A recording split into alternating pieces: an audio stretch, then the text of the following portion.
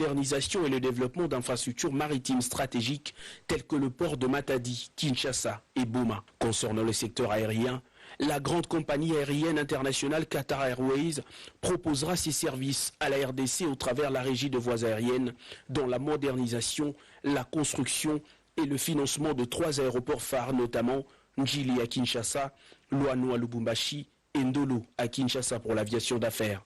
Un bel élan pour l'indépendance économique du pays. Félix-Antoine Tshisekedi Tshilombo poursuit son séjour à Doha.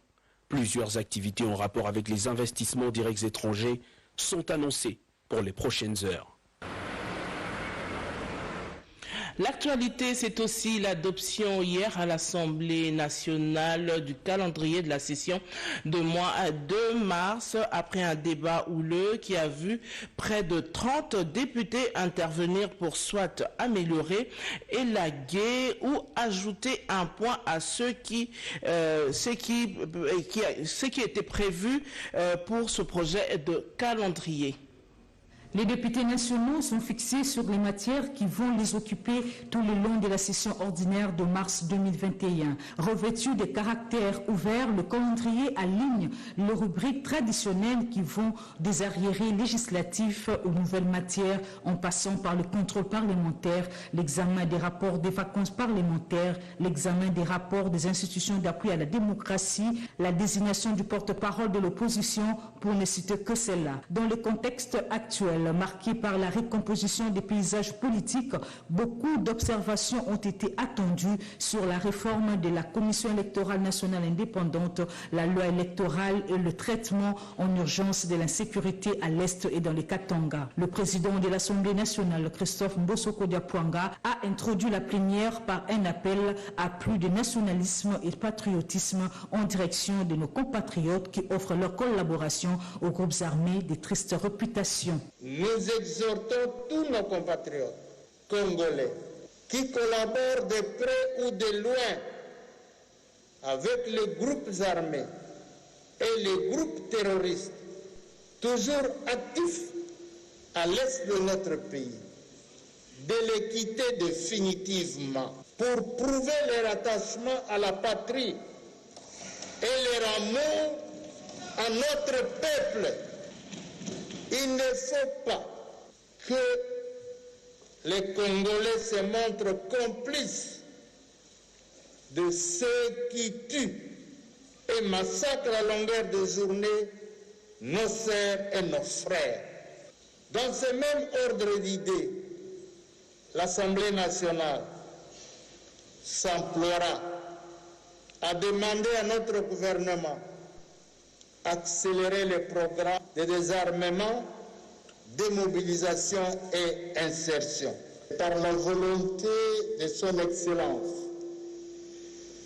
Monsieur le Président de la République, chef de l'État, Félix Antoine Tshisekedi Tshilombo, soutenu par les honorables députés que nous sommes, et par l'ensemble du peuple congolais, notre pays est entré dans une nouvelle ère de changement appelée de tous nos voeux. Il ne faut pas que ce changement pour lequel nous nous sommes si tant investis devienne un slogan vide, ni un vœu pieux, creux, non suivi de réalité. Commencée sous la conduite du speaker de la Chambre basse du Parlement, Christophe Mbosso, la plénière s'est poursuivie sous la supervision du premier vice-président Jean-Marc Kabound Akabound avant de se terminer par l'adoption par vote du calendrier de la session de mars 2021. Même son de cloche à la Chambre basse haute du Parlement où les sénateurs ont adopté également le calendrier de la session ordinaire de mars. Haute du Parlement vient d'adopter à l'unanimité le projet de calendrier des travaux de la session ordinaire de mars 2021, moyennant amendements et suggestions. Le quorum étant largement atteint, les sénateurs, sous la conduite de l'honorable président Modeste Bahati Lukwebo, ont tout d'abord auditionné le procès-verbal de la plénière du 15 mars dernier avant d'adopter l'ordre du jour avec 4 points, à savoir l'examen et adoption du calendrier de la session ordinaire de mars 2021, la communication du bureau, adoption de l'ordre du jour et le huis clos. S'agissant de la communication du bureau, le speaker de la Chambre haute du Parlement, Modeste Bahati Lukwebo, a relevé l'importance de la réconfiguration des groupes politiques suite au changement de la majorité parlementaire au Sénat avec l'avènement de l'Union sacrée. Je relève qu'avec la naissance de l'Union sacrée de la nation, il s'est avéré nécessaire que notre institution adapte ses structures aux mutations politiques en cours. Parlant des groupes politiques, je note que l'initiative de leur constitution, comme celle des bureaux de commission, revient à leurs membres. Je demande donc aux sénateurs de se réunir pour matérialiser la nouvelle configuration des structures visées et transmettre au bureau les procès-verbaux relatifs. Avant de poursuivre, le président du Sénat a accordé la parole à l'honorable José Makila Soumanda qui formule cette motion d'information. Il s'agit bien d'une interview accordée par l'IGF aux journalistes. Nous sommes de la deuxième institution de la République.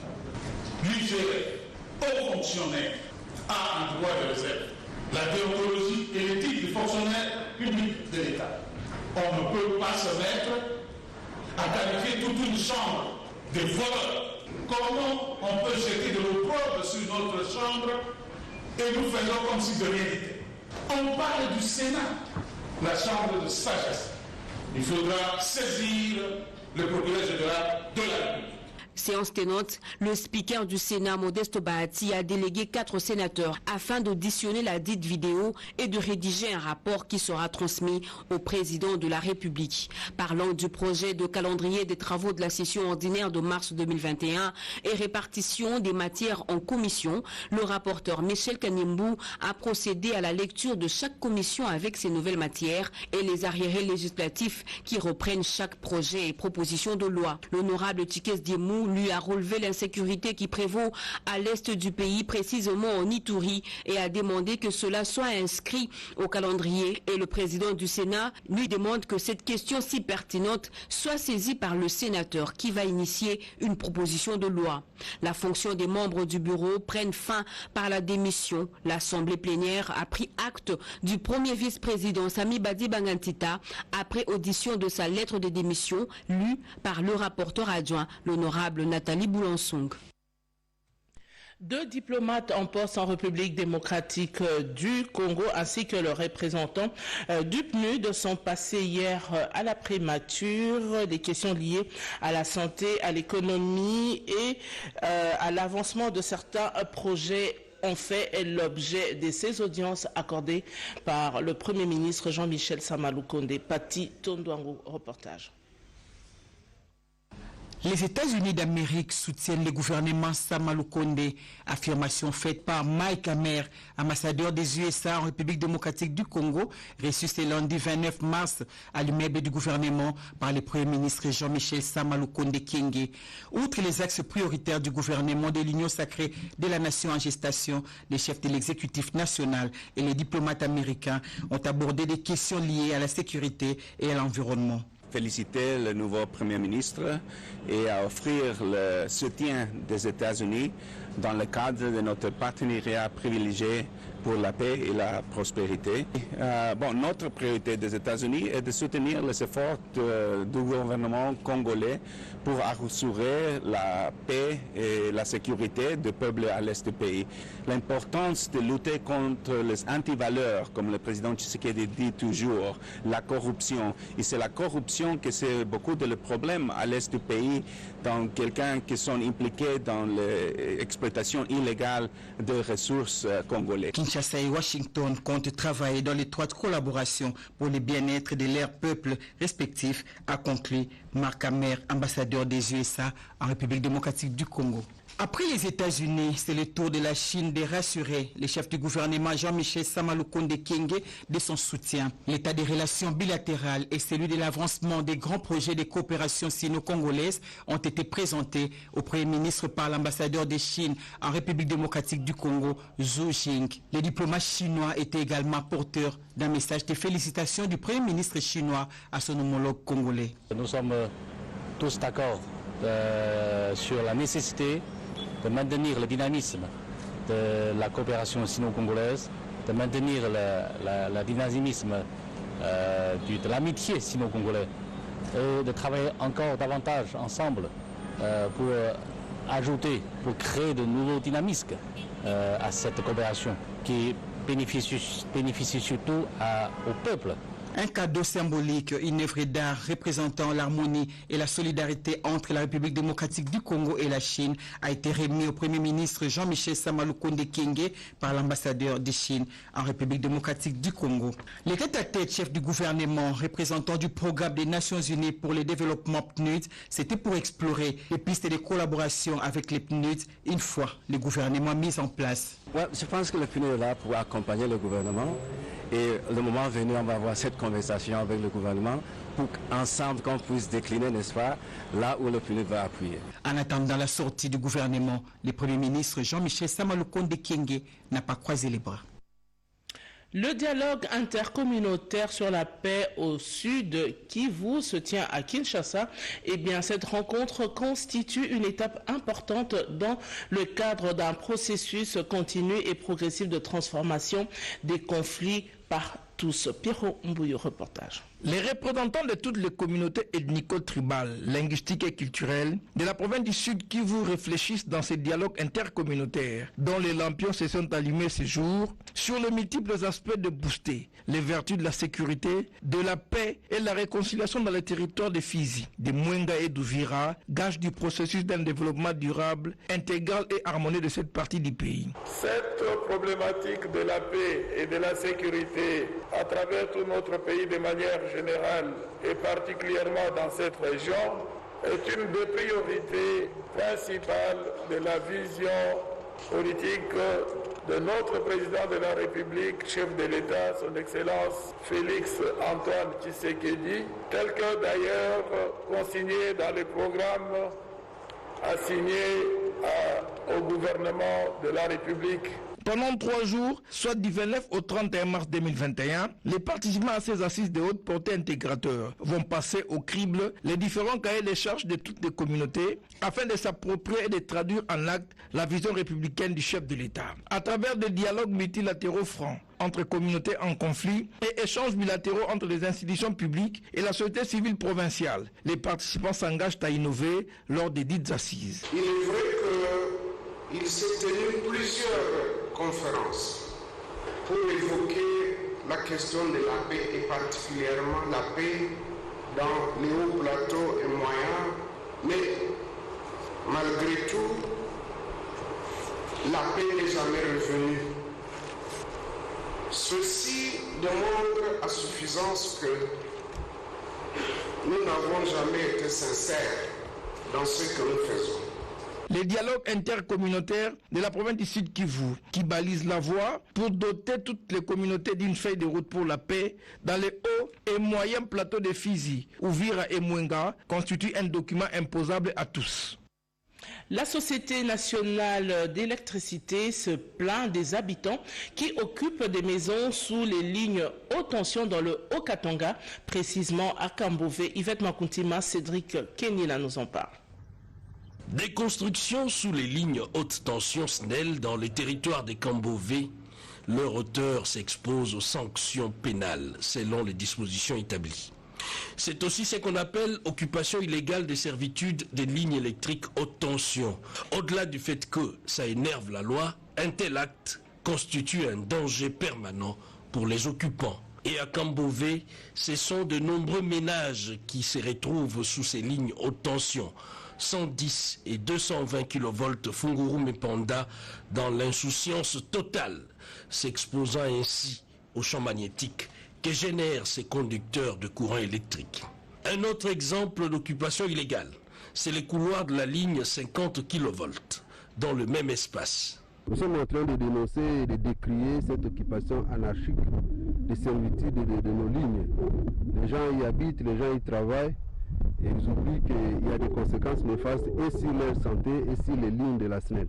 Et nous demandons aux autorités politico-administratives de la place de nous aider dans la sensibilisation de la population qui sache que ce n'est pas bon de travailler et d'habiter sous les lignes haute tension. Cette anarchie constatée serait à la base notamment de vols de câbles et conducteurs en cuivre. Le pylône 176 en a fait les frais. Le vol continue, vous voyez la ligne là où nous sommes. Il y a un pylône derrière nous dont les conducteurs ont été volés et la ligne a été interrompue. Tout ce qui était en arrière de nous, pylône comme conducteur, c'est parti. Une situation préoccupante qui nécessite une réponse en urgence. La délégation de la SNEL SA en mission dans le Haut-Katanga a pris soin d'en parler avec l'administrateur du territoire adjoint. La conseillère du chef de l'État en charge de la jeunesse, Chantal Yelo-Molop, a sensibilisé les femmes de l'église de réveil du Congo sur l'entrepreneuriat féminin. Un contact direct entre la dynamique des jeunes entrepreneurs du Congo JEC, structure d'appui aux actions du chef de l'État et la jeunesse de l'église du réveil du Congo, permet une compréhension exacte sur l'entrepreneuriat. Formation organisée par la conseillère spéciale du chef de l'État à la jeunesse et lutte contre les violences faites à la femme, Chantal Yelo-Molop. Un bon pédagogue, Lauriane Montebo, secrétaire général en charge des finances de la dynamique des jeunes entrepreneurs du Congo, est revenu sur les moments forts de ce séminaire, à savoir la redynamisation sur l'entrepreneuriat. Le chef de l'État, a-t-elle poursuivi, a mis à la disposition de JEC un fonds pour soutenir les jeunes et les femmes qui ont des projets pour un financement. Elle a conseillé aux femmes de mettre en pratique les potentiels qu'elles possèdent et de croire à leurs rêves. Plus de 200 PME ont eu l'accès au crédit en l'ordre de 200 000 à 250 000 $ américains après l'examen de leur projet par la JEC. C'était au mois de janvier dernier. Au mois de mai, a-t-elle conclu, la JEC procédera à l'octroi de crédits aux jeunes de 18 à 37 ans qui vont présenter de bons projets. Le constat est sans équivoque, car ce séminaire sur l'entrepreneuriat était très bénéfique et riche d'enseignements. La création d'une classe moyenne passe par l'appui aux initiatives des capitaux privés pour soutenir la politique publique dans son volet création d'emplois. 100 élèves de 10 écoles de la capitale ont été sélectionnés pour participer à la 3e édition du concours d'orthographe placé sous le thème « Une écriture sans faute ». La cérémonie a eu lieu le week-end dernier à la paroisse Christ-Roi dans la commune de Kasavubu. C'était en présence de la déléguée générale à la francophonie, Nefertiti Chibanda. En marge de la célébration de la Journée internationale de la francophonie, le 20 mars de chaque année, plusieurs activités ont été organisées à Kinshasa. C'est dans ce cadre que la déléguée générale à la francophonie, Nefertiti Chibanda, a participé à une activité éducative des jeunes filles, notamment une conférence débat et une remise de prix de la 3e édition du concours d'orthographe dénommé « Une écriture sans faute ». C'est une initiative qui est louable parce que ce sont celles-là, celles qui vont aider la nouvelle génération à véritablement s'investir dans l'écriture sans faute. Nous constatons avec beaucoup de fierté qu'il y a énormément de filles, de jeunes filles, qui pensent que c'est très important à s'intéresser à la lecture et à l'écriture. Donc nous sommes venus en appui à cette organisation pour donner des prix aux 10 lauréates qui ont gagné le concours d'orthographe. Cette conférence débat était placée sous le thème « La responsabilité de la jeune fille écolière dans son éducation ». Ce concours était organisé par l'Association congolaise des femmes journalistes de la presse écrite. La présidente, Grace Ngike, s'en félicite. Il y a 100 élèves des 10 écoles différentes du district de la Funa qui ont bénéficié de ces programmes. Nous pouvons dire que nous avons réussi à susciter cette veille-là du goût de la lecture dans des écoles. À Kinshasa, 10 écoles de la capitale ont bénéficié de ce concours d'orthographe française, une écriture sans faute. Investir dans l'éducation de la jeune fille est essentiel pour le développement social durable. Les femmes de l'Union congolaise pour le changement ont échangé sur le leadership féminin pour un futur égalitaire dans le monde de la pandémie de Covid-19. Reportage de Iverson Kaboba rendu par Odépanda. Tout est moins pour sensibiliser les femmes de l'Union congolaise pour le changement ICC sur les rôles qu'elles doivent jouer au sein de la société. Pour clôturer ces mois de la femme en toute beauté de l'UCC, se sont réunis au centre Bondeko délimité sous la supervision de l'autorité morale de ce parti qui Katangima pour échanger et partager les idées sur le thème leadership féminin pour un futur égalitaire dans le contexte de la Covid-19, thème consacré au mois de la femme. La présidente de la Ligue des femmes, Esther Mouba, explique ici le sens de cette journée. L'activité a tourné autour de femmes de l'ICC face au Covid-19. Les femmes de l'ICC doivent être courageuses. Je demande à toutes les femmes de la RDC d'être unies pour travailler avec le Premier ministre Sama Lukonde. Célébrer cette année dans le contexte très particulier de la pandémie de coronavirus, ces femmes se disent avoir reçu toutes les informations nécessaires pour lutter contre la propagation de la Covid-19. Quand on dit l'égalité de sexe, c'est-à-dire que la femme est égale à l'homme, que la femme doit avoir toutes les capacités possibles que l'homme a. Donc la femme doit se tenir prête à tout faire ce que l'homme est en train de faire. Kika Tangima, président de cette formation politique, a appelé ses participantes à tout mettre en œuvre pour briguer toutes les instances décisionnelles dans la vie politique. Il était de mon devoir que toutes ces mamans ne se sentent pas orphelines et que je puisse venir avec eux, les encadrer d'abord, leur transmettre le message qui est un message de réflexion pour cette journée. Ils doivent savoir que ce n'est pas un cadeau avoir un poste dans les institutions. Le fleuve Congo, dans son tronçon compris entre Boma et Mwanda, est en plein dragage lancé par la Congolaise de voies maritimes. Christine Lenzo, reportage.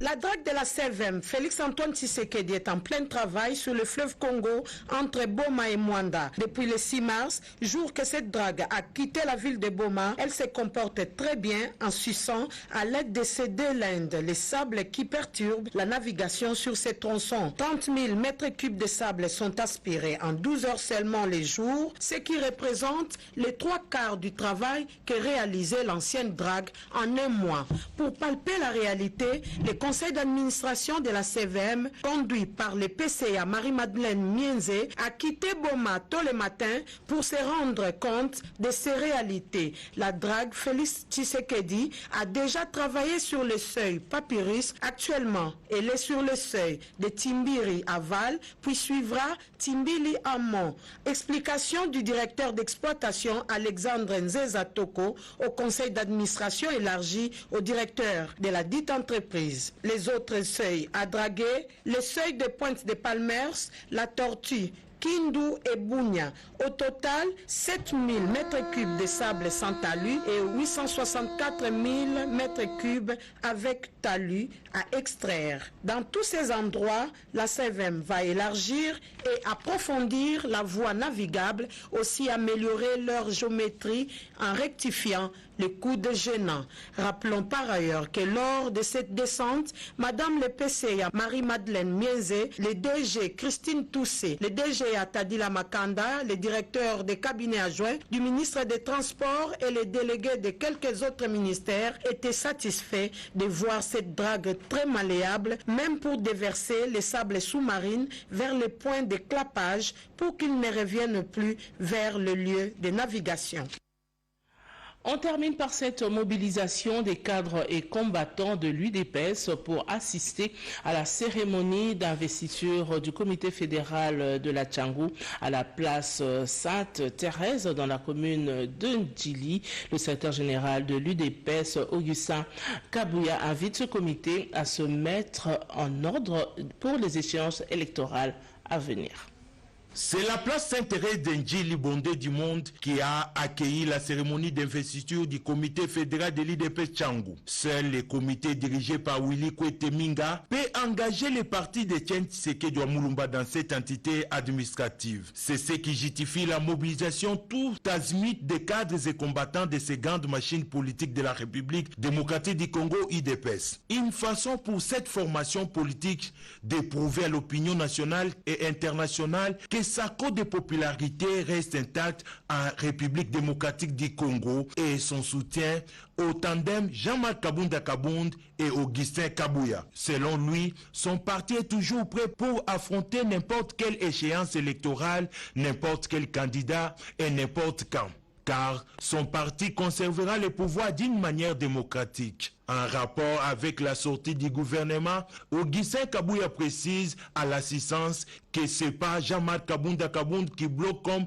on veut le faire passer dans les réseaux sociaux par les proches d'un acteur politique bien connu dans les milieux politiques congolais, mais plutôt c'est la non-représentativité des femmes sur la liste présentée par les regroupements politiques que le chef de l'État, Félix Antoine Tshisekedi Tshilombo, a refusé de signer l'ordonnance pour se conformer à la Constitution de la République.